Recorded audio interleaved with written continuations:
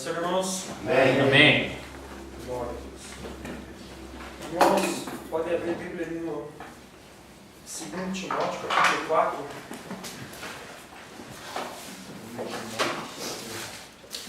Glória a Deus.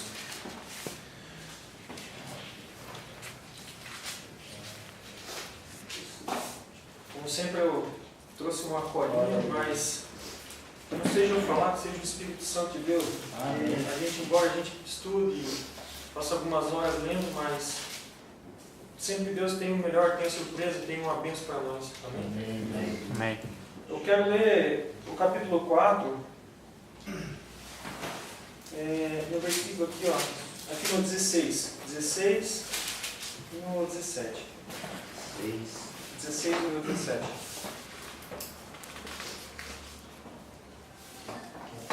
Na minha primeira defesa, ninguém foi a meu favor. Antes, todos me abandonaram. Que isso não lhes seja posto em conta. Mas o Senhor me assistiu e me revestiu de forças, para que por meu intermédio, a pregação fosse plenamente cumprida, e todos os gentios a ouvissem, e fui libertado da boca do leão. Amém. Pode ser. Glórias a Deus. Obrigado. Graças a Deus, Senhor.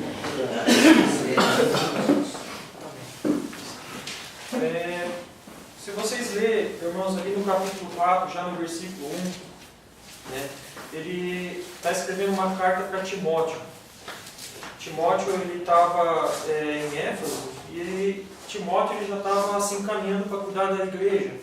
E Timóteo também passava por alguns problemas. E ele estava ensinando a Timóteo como lidar com essas situações.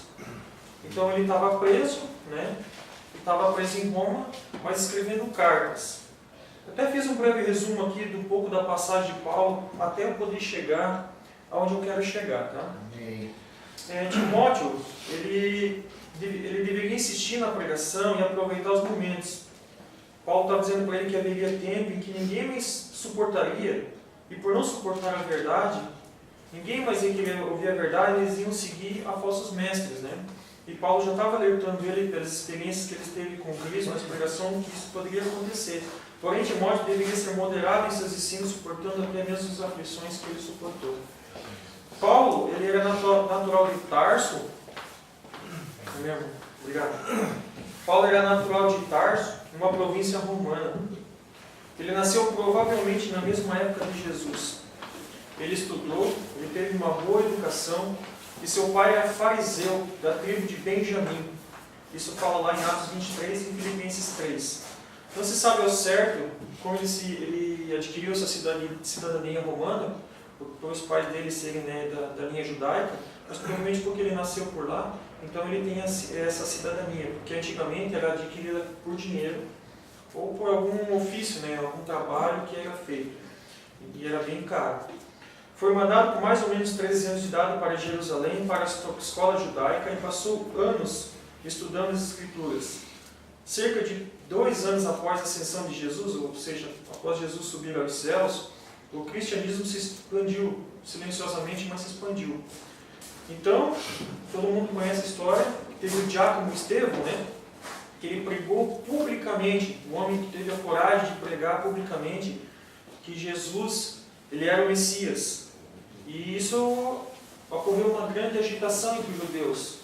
Foi ali que começou, basicamente, a história de Paulo, porque na época ele se chamava Saulo. Saulo vem de uma palavra que vem a remeter sobre Saul, né? Saulo, né? Ele começou a perseguir a igreja já no começo, né? E ele seguiu Estevão, mas principalmente depois da morte de Estevão, os cristãos. E os cristãos eles foram para Damasco, alguns fugindo, né? Ou até mesmo porque a igreja também já estava crescendo lá. E foi aonde que ele teve encontro com Cristo. Que ele se viu numa grande luz, né? Ficou cego, e Deus usou o Ananias para orar por ele e ele ser curado. Amém. Mas dessa visão que ele teve, esse encontro que ele teve com Jesus, como nós tivemos também, ele passou 3 anos estudando com o próprio Jesus nas Arábias. Até as escrituras não citam muito sobre isso, mas foram 3 anos que o próprio Jesus esteve com ele, ensinando, para que ele tivesse uma estrutura para pregar para os gentios. Então, Paulo teve esse ministério de pregar para os gentios da época. Voltou para Jerusalém, fugiu para Tarso também, porque ele começou a ser perseguido, onde Barnabé lembrou-se dele e foram para Antioquia, onde aconteceu a primeira viagem missionária. Eles andaram cerca de 130 quilômetros de Antioquia para Pafos, onde o procônsul romano foi convertido, que é aquela história de Sérgio Paulo, que era um procônsul que foi convertido através da pregação deles. Cruzaram o continente até 10 quilômetros depois, onde João Marcos, que era mais um terceiro que estava com ele, acabou abandonando eles, e ele voltou para Jerusalém. Na segunda viagem ele foi com os Silas, que é aquela história que eles foram açoitados lá. E na terceira viagem missionária ele foi para Ásia Menor, onde ficou em Éfeso 3 anos trabalhando. Ele fabricava tendas aqui depois na saudação, no versículo 19, a saúda Priscila e Áquila, que era um casal que acolheu ele. Então ele tinha a função de construir tendas. Então ele tinha um ofício também. Lá em Éfeso, eles tinham uns ourives que fabricavam as imagens, as sidas, E pela pregação de Paulo, o pessoal começou a se sentir ameaçado, O negócio deles não estava indo tão bem, onde eles resumiram de denunciar ele. De organizar uma revolta, Uma revolta contra Paulo. Então ele teve que fugir de lá, ele voltou para Jerusalém, aonde na festa de Tabernáculos, ele foi preso. Na verdade ele foi açoitado, bateram nele e ele foi resgatado por um comandante romano. Ele foi quase morto, praticamente morto. Ele foi para Roma. Só que, aliás, ele foi preso e levado para Cesareia, aonde ele pediu para que ele fosse julgado por Roma. Ele, na verdade, foi esperto, porque ele, como cidadão romano, ele conhecia das leis. E o próprio Deus falou para ele que, como ele deu um testemunho bom em Jerusalém, importava que ele também fosse dar um bom testemunho em Roma. Isso tudo é um plano de Deus, assim como nós, irmãos. Nós também temos que ter um bom testemunho onde a gente estiver. Amém? Então ele foi para Roma. E aqui começa a história onde eu acabei de ler para vocês. Ele começa ali no versículo 6. Quanto a mim, estou sendo já oferecido por libação, e o tempo da minha partida já é chegado. Quer dizer, ele estava em Roma, cerca de 2 anos preso, mas ele tinha uma morada. Ele tinha uma morada fixa, ele não podia estar preso, porque ele é um cidadão romano, e um romano não podia ser preso sem o julgamento. Então ele morava numa casa, só que nessa casa ele recebia pessoas, e ele pregava o evangelho. Ele continuava a pregar o evangelho, evangelizando gente, escrevendo cartas, assim como também quando ele estava preso, lá nas celas, ele também escrevia. E nessas evangelizações, até os próprios soldados eles eram evangelizados, porque eles trocavam de turno constantemente, E eles tinham que guardar Paulo, porque ele haveria um julgamento sobre ele, mas ele não estava julgado ainda. Mas Paulo sabia da sua morte. Ele estava sendo oferecido como libação. E eu fui procurar um pouco sobre libação, o que significa. Essa libação está lá em Números 28, no versículo 7, e 2 Reis, no capítulo 16, versículo 13, que fala que libação era um ritual judaico do Velho Testamento, como oferta de gratidão a Deus. Ele consistia em derramar o vinho sobre o altar. Quer dizer, ele estava se derramando pelo Evangelho, pelo próprio povo. E ele entendia que ele tinha cumprido o seu ministério e que ele sabia também o galardão que ele teria. Então ele falou assim, quanto a mim, estou sendo já oferecido por libação. Quer dizer, ele próprio era a oferta pelo Evangelho, por tudo que ele já havia sofrido. Aqui ele estava no final de carreira dele. Ele já havia passado por várias perseguições, açoites, e Paulo já estava velho. Nessa passagem aqui, Paulo já tinha uma certa idade. E ele falou, eu estou sendo se oferecendo por causa do Evangelho. E ele sabia do que ele ia receber de Deus. E dos homens também, Porque na época do imperador Nero, havia muitas perseguições na igreja, até mesmo porque o cristianismo estava se expandindo, E os romanos estavam perdendo espaço e não tinham boa aceitação, então Houve os cristãos queimados, aquela época que todo mundo conhece, né? Foi uma época terrível de ser cristão naquela época. Ele era idoso, baixinho, careca e doente das vistas, mas cheio do Espírito Santo. Ele foi abandonado pelos seus. Essa parte que eu quero me ater um pouquinho, aqui que foi o que eu li, na minha defesa, versículo 16, na minha primeira defesa, ninguém foi ao meu favor, antes todos me abandonaram, que isso não seja posto em conta. Quer dizer, ele cumpriu todo o ministério fazendo o que Deus pediu para ele, e neste momento, quando ele mais precisava, ele não tinha ninguém, não tinha um apoio, não tinha um seguidor, não tinha um discípulo para estar com ele. Talvez, no momento desses, nós estejamos também passando por um momento difícil, ou talvez algum de nós não esteja com alguém que gostaria, não esteja recebendo o apoio de uma pessoa que você antes tenha conversado, tenha recebido o apoio. Mas exemplo de Paulo, ele tinha Cristo, entendeu? É isso que nos basta, né? Ele tinha sua confiança em Cristo. Nós podemos passar também por abandonos de pais, abandonos de próprios familiares, abandonos na sociedade, às vezes humilhado, as pessoas que olham para nós com desdém, entendeu? Mas Paulo, ele tinha essa ciência que ele estava com Deus. E ele até oferece perdão, porque um pouquinho antes ali, no versículo 11, ele fala assim, somente Lucas está comigo. Toma contigo a Marcos. Marcos, ele tinha abandonado eles lá na primeira viagem missionária. O que é isso? É perdão, entende? Traz Marcos para mim.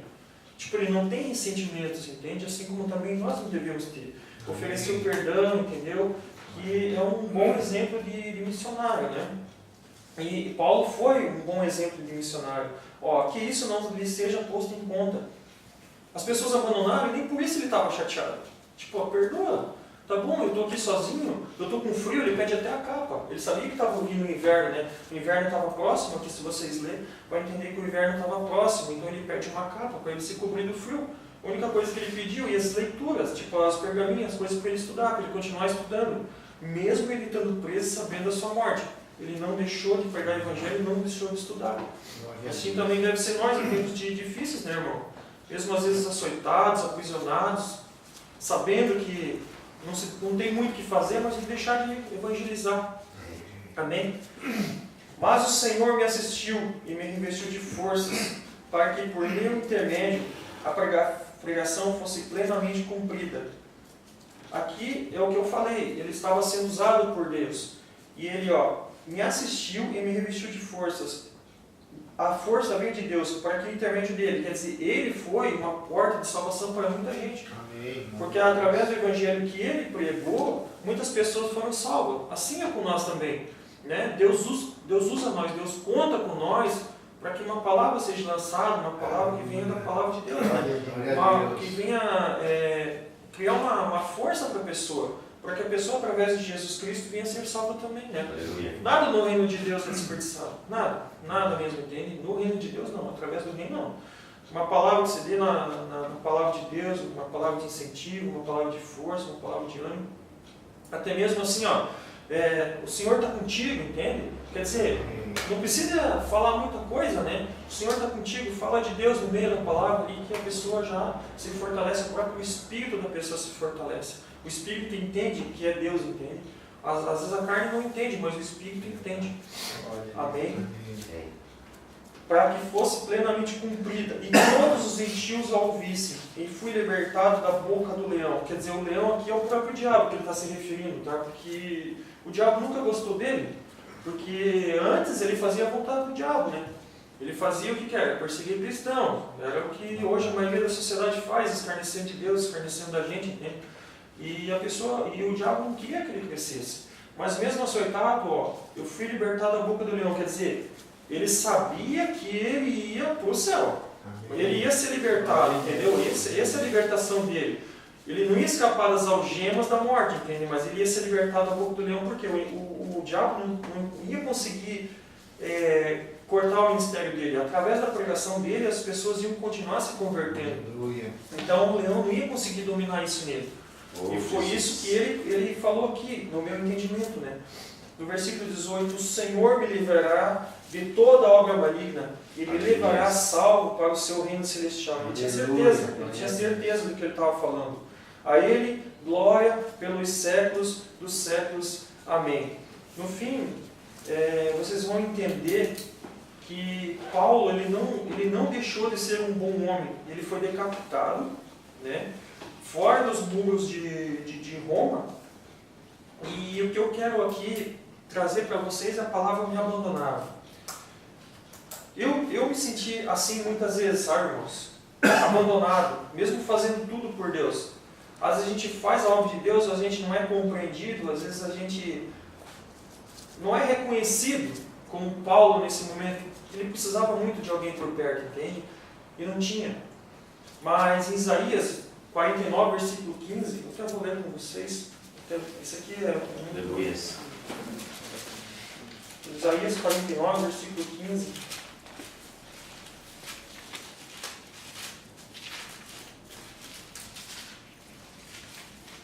Diz assim, ó. Acaso pode uma mulher esquecer-se do filho que ainda mama, de sorte que não se compadeça do filho do seu ventre? O que Deus está dizendo aqui, ó? Pode acontecer, é muito difícil mesmo, mas pode acontecer de uma criança que ainda mama. Isaías 49, 15. Pode acontecer que uma mulher que ainda amamenta, né, nos seios, esquecer do filho. Pode acontecer. Isso é uma taxa raríssima, Deus está dizendo aqui. Pode acontecer. Mas ainda que esta viesse a se esquecer dele, eu todavia não me esquecerei de ti. E Paulo, por ter o entendimento das Sagradas Escrituras, ele lia Isaías, ele tinha essa certeza. Assim como nós também temos que ter. Que ainda que algumas pessoas se esqueçam de nós, ou do nosso trabalho, ou do que nós estamos fazendo aqui, muitas pessoas não dão valor. Está entendendo? Muitas pessoas nem se esforçam para estar aqui. Ou muitos de nós, às vezes, vêm com o entendimento de que isso aqui não está produzindo frutos. Mas Deus não se esquece. Está entendendo? Tudo isso daqui é um depósito diante de Deus, que Deus não se esquece. Que pode ser uma pessoa esquecer de nós, como uma mãe esquece de um filho. Esquecer do que a gente fez, de quem a gente já orou, por quem a gente intercedeu. Às vezes até nós esquecemos do que a gente fez. Mas Deus não se esquece. Está tudo diante de Deus no depósito. Deus esteve com ele em todo o tempo, assim como está conosco. Sejamos fortalecidos no seu amor, que é incondicional. Incondicional quer dizer, o amor de mãe é sentimental. A mãe tem o sentimento de abraçar seu filho, tipo, é um sentimento de proteção, entende? Mas o amor de Deus é incondicional. Tanto a gente faça o bem, quanto a gente não esteja fazendo o que lhe agrada. Deus não deixa de nos amar. Ele, na verdade, não deixa. A única diferença é que o pecado nos separa dele. Mas o amor dele não muda. Entendeu? Não muda. Tanto a gente fazendo o máximo de bem, quando não fazendo tanto bem, o amor dele é o mesmo. Ele é uma linha, é um plano, entendeu? Então, por isso que a gente tem que sempre nas orações chegar a Deus, mesmo diante de um pecado, de uma situação ruim, até mesmo de vergonha, que muitas vezes eu me sinto, tenho até vergonha de chegar diante de Deus, pelo que eu faço, entende? Mas nós temos que ter um entendimento que Deus nos ama. Amém. E buscar forças em Deus, como essas pessoas buscaram, entendeu? Tantas coisas elas passaram, que eu acho que elas não pecaram, também elas não fizeram coisas erradas, fizeram coisas que não agradavam a Deus, mas o amor de Deus prevaleceu sobre a vida delas. Amém. E eles conseguiram o objetivo que era o ministério deles, assim como também nós temos um ministério. Deus nos confiou algo da parte dele para nós fazer. E como o próprio diácono falou, aqui uma escola, a gente está aprendendo, assim como também Paulo aprendeu. Paulo aprendeu as Escrituras antes de fazer tudo o que ele fez, ele teve um conhecimento das coisas para fazer. Ele não chegou de qualquer forma para as pessoas, entendeu? O próprio Deus falou, vai ser assim, assim, assim, assim como nós estamos aprendendo com a palavra de Deus. Temos que deixar um legado que nem o diabo pode impedir. O que é isso? Um bom testemunho. Está entendendo? As pessoas que conheciam a fundo Paulo, eles tinham o conhecimento de quem ele era, né? Um perseguidor da igreja e do que ele se tornou. Uma pessoa boa, uma pessoa que ajudou a salvar almas. E as pessoas que já eram convertidas tinham uma visão do bom testemunho que ele teve. Então a gente teve um passado que não agrada a Deus e com certeza nós nos envergonhamos, mas agora a caminhada é com Cristo, a qual nós devemos nos orgulhar, porque temos um bom testemunho. Amém, irmãos? É isso que eu teria. Deus falou isso comigo, não tem muita coisa a acrescentar. Amém? Agradeço a oportunidade em nome de Jesus. Glória a Deus, aleluia.